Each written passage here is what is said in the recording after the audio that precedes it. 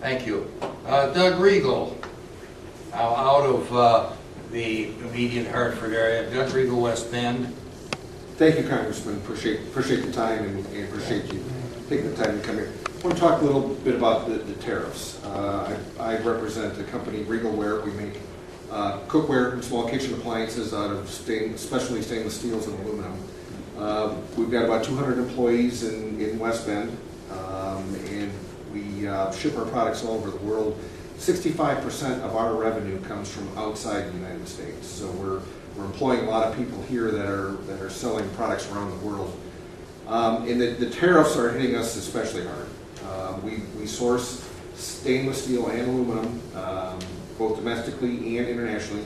I should say in the case of aluminum, though, we can't even buy it in the United States. We have to buy it out of Canada. Year to date, we spent about $150,000 just to cover the tariffs on the metals that we're bringing in to support our business. And the issue that I really take with the tariffs are two. One, our competitors, which come from all over the world, aren't subject to these tariffs. So every pan that we make and sell outside the United States is not being tariffed. So I'm now at a 25% disadvantage immediately on all those products. Number two, if anybody wants to do a little bit of research on how tariffs work and what happens, you can go back to the late 1700s, and every time this country has imposed tariffs, simply what was the intended purpose, what happened, and what happened to the economy a year later. And it's never worked out the way it was intended. So I guess I want to raise the concern with you. I understand that the Congress is somewhat limited in what it can do, short of passing legislation.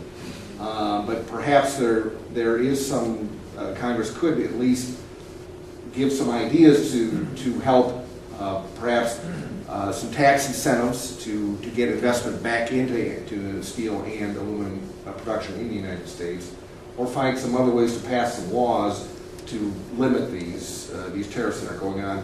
I do recognize this is probably a negotiating tactic that the government's using or the administration's using, but in the meantime, real families are being crushed by these tariffs right now. Well, Doug, what I can say is one of the few things that I disagree with the president on is the tariffs on that.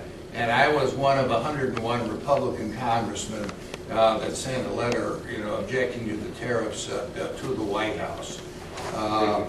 Trump did run on them, and Trump has been fulfilling his campaign promises, so it should be no surprise. But I am not sure whether or not the tariffs are a negotiating point to get the NAFTA modernization,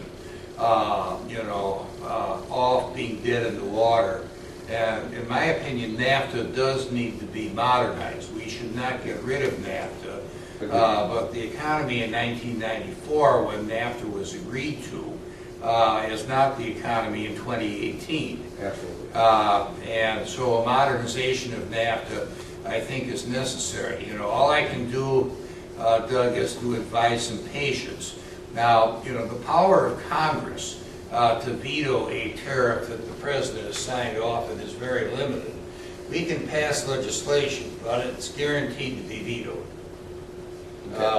Because when you pass legislation with something the president personally has done, which is the case in this, he will veto it.